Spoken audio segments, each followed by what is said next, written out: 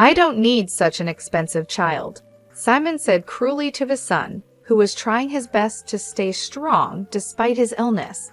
Rachel, standing next to Simon, burst out laughing. Seeing their terrible behavior, I decided to cut ties with them for good. If you two feel that way, I, as his grandmother, will adopt him, I declared. Feel free to do so, Rachel said carelessly. It's not like he has much time left anyway. Just don't come back to us asking for money when it's time for his funeral, okay? She laughed loudly after saying this. Hearing these heartless words made me furious. From now on, we're strangers. Never contact me again, got it? Goodbye, I said firmly. I had been told something important about my grandson Maxime's condition by the doctor, but I chose to cut ties without telling my son and his wife.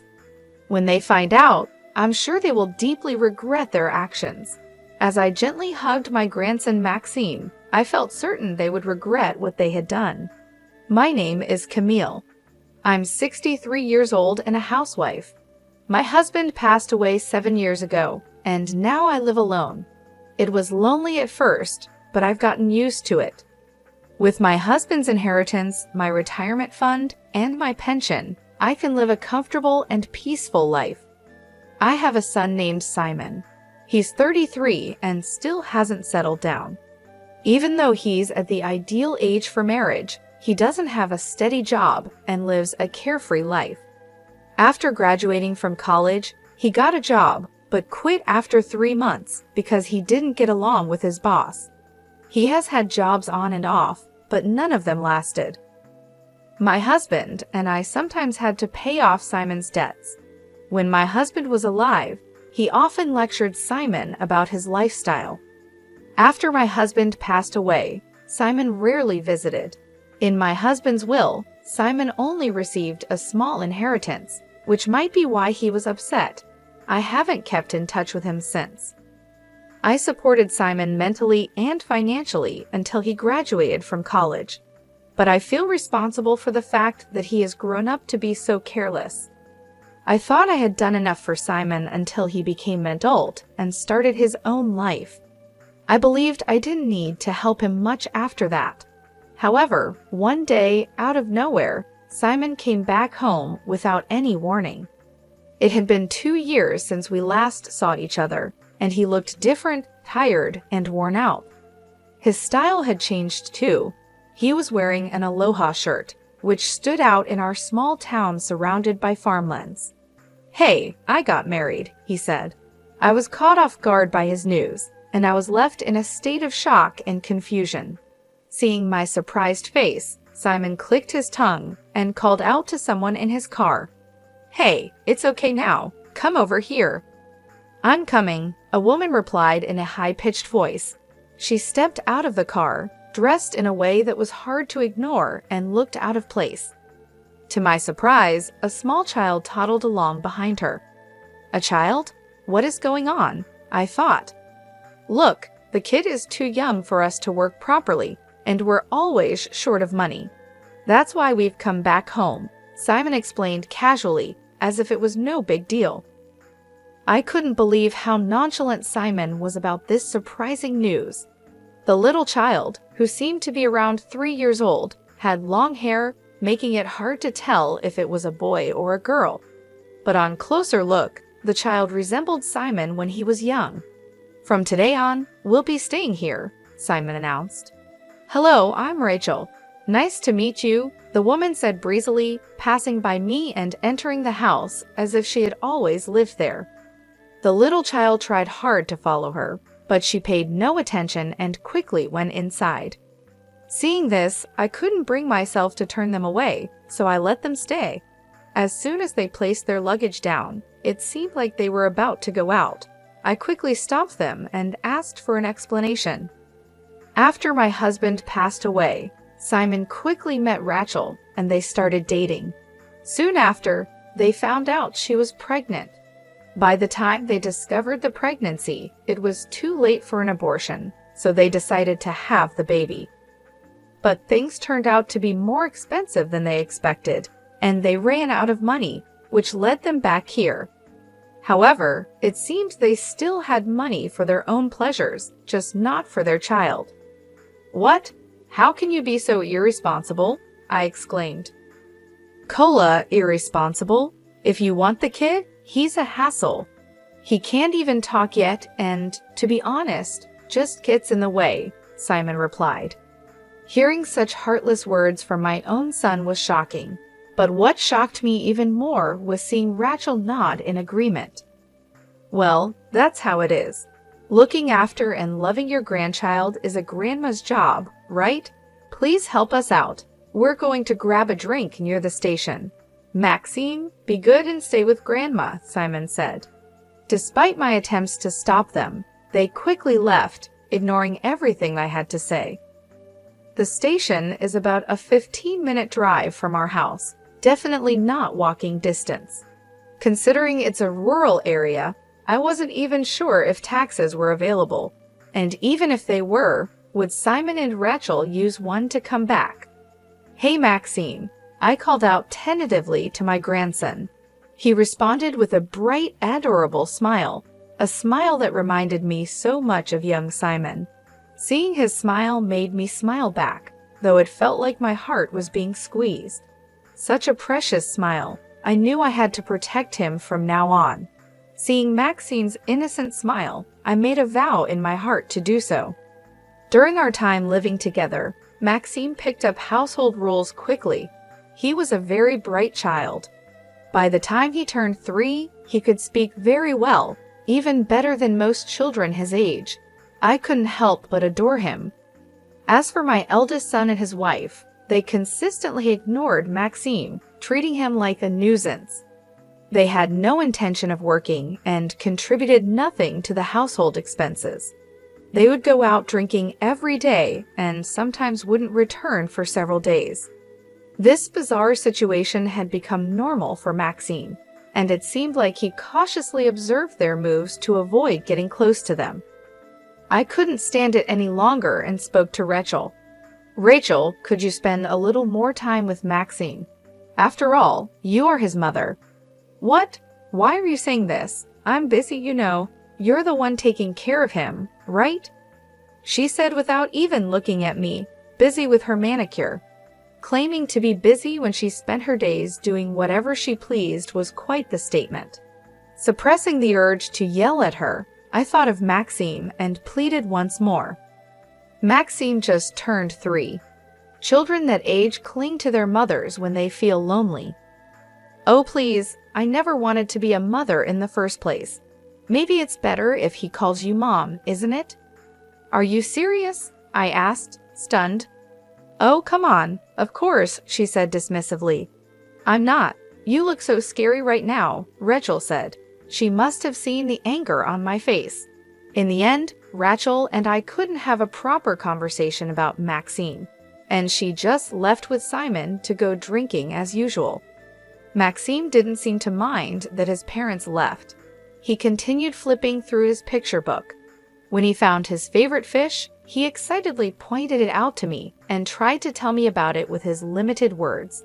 Seeing him happy was a relief, but I couldn't stop worrying about how Simon and Rachel planned to take care of him in the future. My worries only grew when I thought about Maxime's future. With my husband's inheritance, I could cover his school fees if needed. I had no choice but to be ready for anything. As I prayed at my husband's altar, I whispered to myself. Glancing at his photo, I felt as if he was encouraging me, and I nodded in response. For 2 years, after deciding to take care of Maxime, I endured living with Simon and Rachel. I watched their reckless behavior. They went out every day, often taking money from my wallet without asking. During this time, I took care of Maxime, and he barely spoke to his parents. Maxime grew up quickly, and just before he was to start elementary school, a tragedy struck. "Hello, are you Maxime's grandmother? Maxime has been taken to the hospital. Can you come immediately?" On my way back from picking up adoption paperwork from the city office, I got a call that Maxime was in the hospital. It took 2 years of living together, multiple trips to the city office, and finally, the chance to adopt Maxime was within reach. I thought I could finally separate him from Simon and Rachel, but something terrible had happened. Holding back my emotions, I rushed to the hospital where Maxime had been taken. When I arrived and asked for details, the doctor said Maxime would need to be admitted. Confused, I asked, "Doctor, what's wrong with Maxime? What's the problem?" "I'll explain everything once his parents arrive," the doctor replied, waiting for Simon and Rachel. The nurse approached with a worried look, which made me uneasy. She nodded at me and whispered something to the doctor. "What? The parents don't want to know about their own child's condition." The doctor's loud voice echoed through the hospital, shocked by Simon and Rachel's indifference. I sighed, realizing it was just as I expected. Swallowing my pride, I knew I had to step up for Maxime. I explained our family situation to the doctor.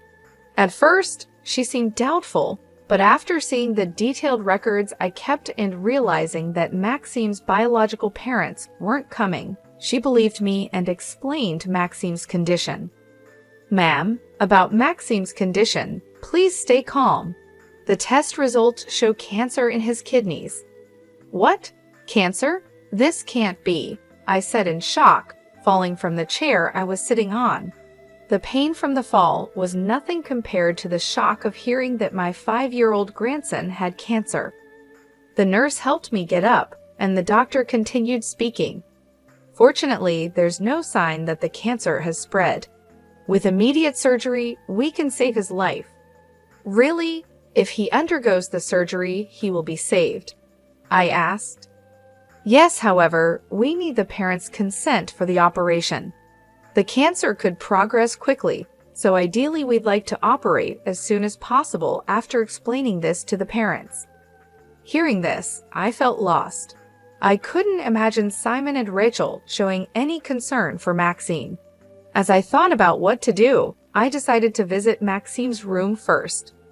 There, I saw something I couldn't have imagined. "Hey, I heard you have cancer. The doctor was talking to your grandma in another room. Your life's in danger, and if you keep trying to live, it'll cost us more money. So do us a favor," Simon said, his voice full of disdain. Hearing these heartless words made my rage build inside me. But Maxime, looking at his parents, had a somewhat cold and mature look in his eyes that seemed far beyond his 5 years. His parents seemed taken aback, but soon started laughing again. "Really, you're such an expensive kid," Simon said mockingly. "What are you saying? You two are the ones wasting money." I burst into the room, unable to hold back any longer. Simon looked surprised, but quickly turned to Maxime and continued mocking him. "We don't need such an expensive child like you," he said cruelly to his own son, who was bravely facing his illness. Besides Simon, Rachel was laughing hysterically. Seeing their outrageous behavior, I decided to cut ties with them forever. "If that's how you feel, I, as his grandmother, will adopt him." "Go ahead," Rachel said dismissively. "He won't live long anyway. Just don't ask us for money for the funeral." She laughed loudly. Hearing this, an indescribable rage surged within me. "From now on, we are strangers. Don't ever contact me again. Got it? Goodbye?" The doctor told me about my grandson Maxime's health condition, but I didn't share it with my eldest son and his wife. Instead, I decided to cut ties with them. When they find out the truth, I'm sure they will regret their choices. As I gently hugged Maxime, I had a strong feeling that they would regret what they had done. I told Maxime about his cancer and the upcoming surgery. I reassured him not to worry about the cost and asked him to go through with the operation. "Maxime, I want you to live. I know the surgery might be scary, but you will recover. I'll be right here with you. Grandma, if you're with me, I'm not afraid of anything." "I'll go through the surgery and treatment, I promise," Maxime replied. Seeing Maxime trying to smile and not to worry me, even after hearing such harsh words from his own parents, I hugged him tightly. I also told him about the adoption process I had been preparing. Maxime seemed a bit worried at first, but eventually accepted it. That night, I discussed the adoption with my eldest son and his wife, who were drinking at home. They always said they didn't want a child because of the costs and didn't really care about Maxime. To make them leave my house, I offered them a significant amount of money to stay away from us forever. Without any hesitation, they signed the adoption papers and showed no signs of regret or attachment to Maxime. They looked happy about getting the money and quickly left the house. During the talk, they didn't even glance at or speak a word to Maxime, who was sick. Their lack of responsibility as parents saddened me, but I was relieved that one source of pain for Maxime was now gone. Soon after, Maxime had the surgery, which thankfully was successful. Being young, he recovered quickly and was soon ready to be discharged. "Doctor, thank you so much," I said. "Congratulations on your discharge," the doctor replied. "I'm glad. If you ever feel something's wrong, come see me right away." "Yes, understood," Maxime responded. During his stay at the hospital, Maxime grew close to the doctor and hugged him in gratitude. Once back home, Maxime lay down on his bed and said, "Grandma, thank you so much for letting me have the surgery." "Oh, don't mention it. I'm your parent now, and it's what parents should do. You must be tired today. Get some good rest." "Okay, I'll take a short nap," Maxime said, quickly falling into a deep sleep and snoring lightly. Not long after, I received a call from the hospital. "Oh no, did I leave something at the hospital?" I thought, answering the phone quickly. "Hello, sorry for the sudden call. Actually, someone from a TV station came to the hospital, and they really want to meet Maxime." "A person from a TV station? Why Maxime?" I was completely puzzled, and my mind was filled with questions. After listening carefully, I found out that during Maxime's stay at the hospital, he became friends with a writer who was there for an interview.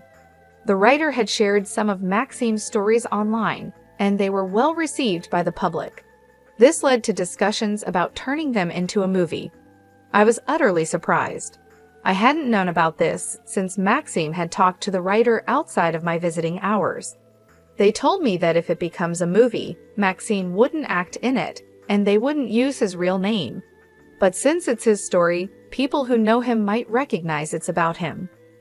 "I see. Let me think about it. I'd like to discuss it with Maxime too," I said, wanting to think calmly. I decided to hang up the phone for now. Maxime woke up, rubbing his sleepy eyes. When I told him about the call from the hospital, his eyes sparkled with joy. "Really? My story is going to be a movie that everyone watches?" "It seems so. They said they'll hide your real name and make the movie," I explained. "Huh? Why? It's fine. Let them use my name," Maxime replied. "But if they use your real name, everyone will know about your illness and our family situation," I said, surprised by his reaction. Facing my surprise, Maxime answered with an innocent smile. "Because I want to tell everyone I have such a wonderful grandma like you."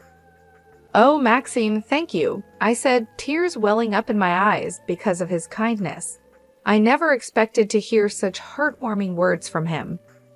That night's dinner tasted saltier than usual, but I felt deeply happy and fulfilled. The movie preparations went smoothly. While the film didn't use Maxime's real name, he was introduced as the inspiration for the story.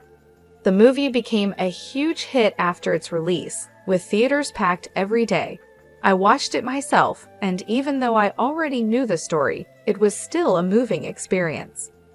I couldn't hold back my tears watching the touching scenes of a loving grandmother and her smart grandson trying to survive together. Later, Maxime was invited to many events to talk about his story on days when he didn't have school.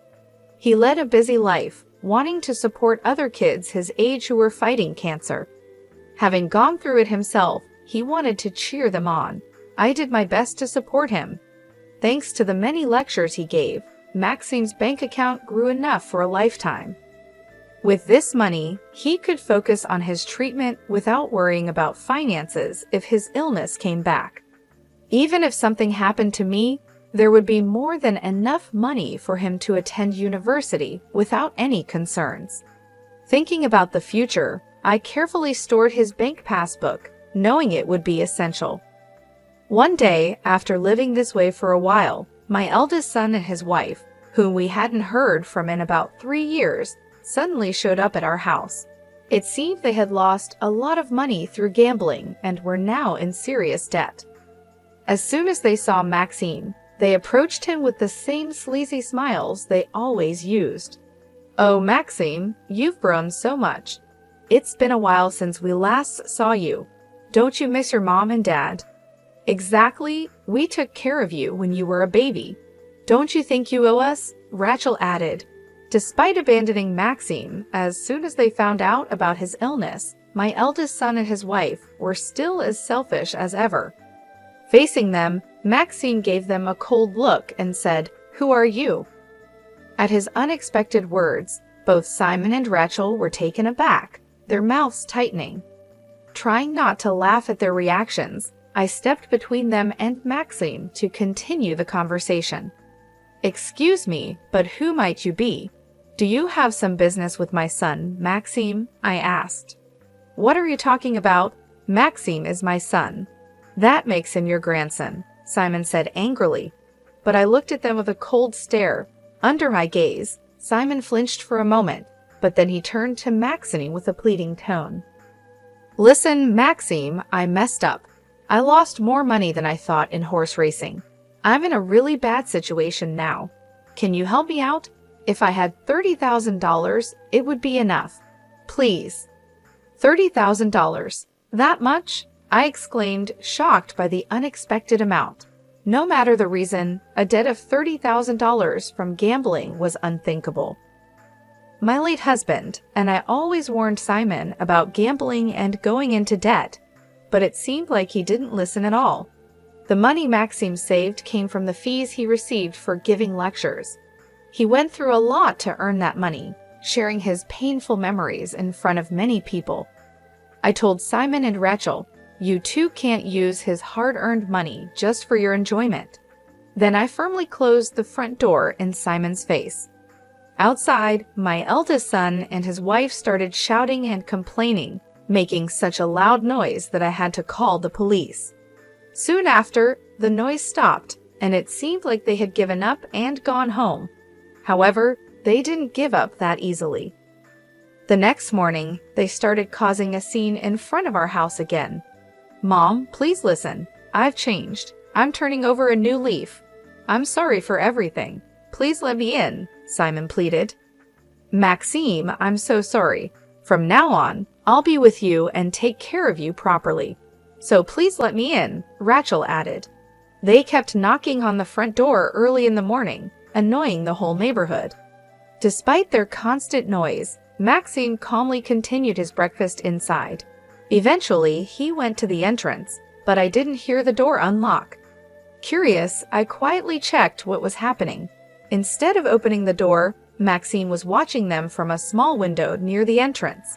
They kept knocking, unaware of his gaze. Maxime then made a proposal. "All right, I'll give you a few questions. If you answer even one correctly, we can live together." "Really? Just like that? Despite everything, you're still a kid at heart, aren't you? What's the question?" "I'll answer anything," Simon replied, sounding relieved and cheerful. After a brief pause, Maxime asked the first question. "First question, tell me my favorite and least favorite foods." Hey Rachel, you should know this, right?" Simon stammered, clearly clueless. Rachel, trying to help, thought for a moment and answered confidently, "Any mother would know that. Your favorites are pudding and chiffon cake, and you hate bell peppers, don't you?" Hearing their answer, it was clear they didn't know Maxime at all. I sighed quietly without them noticing, feeling a mix of sadness and frustration.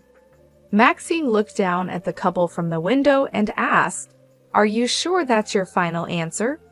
Of course, it's unthinkable for a mother not to know her own son's likes and dislikes, Rachel said confidently from outside. She seemed certain about her answer.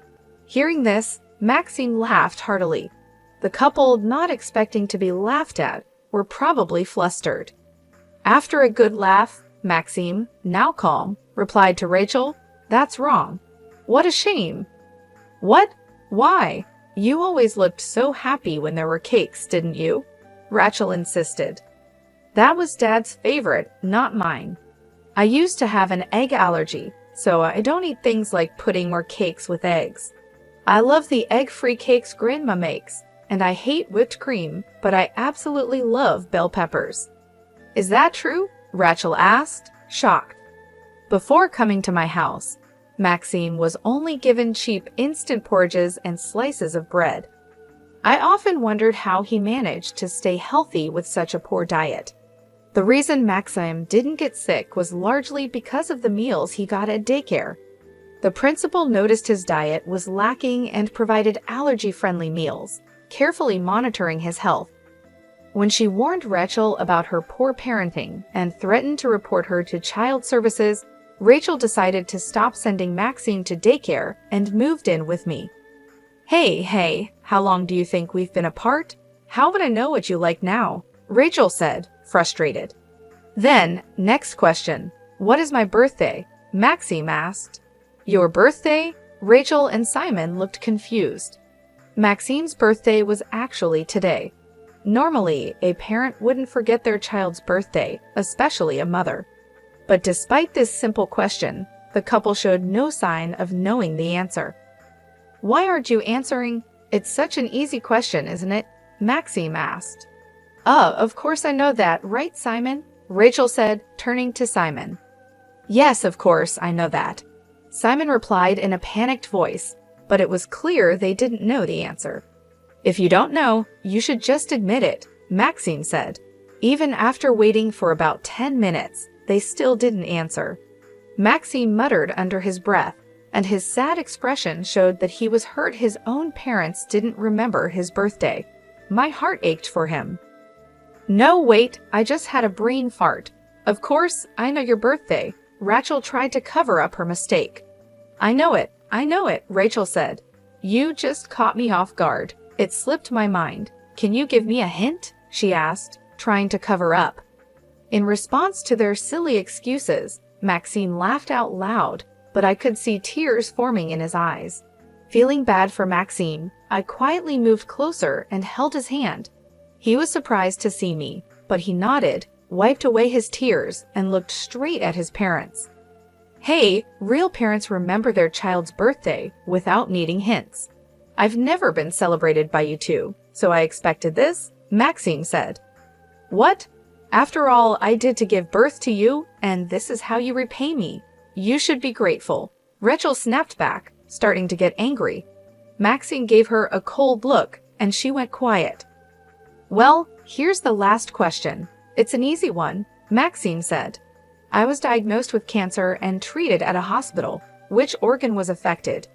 This was a question any parent should easily answer, especially since Maxine's illness had been on TV for several days. But their responses were unexpected. Wasn't it the heart? Simon asked. No, it was the stomach, right? Rachel added. I was so shocked I leaned back and looked up at the ceiling.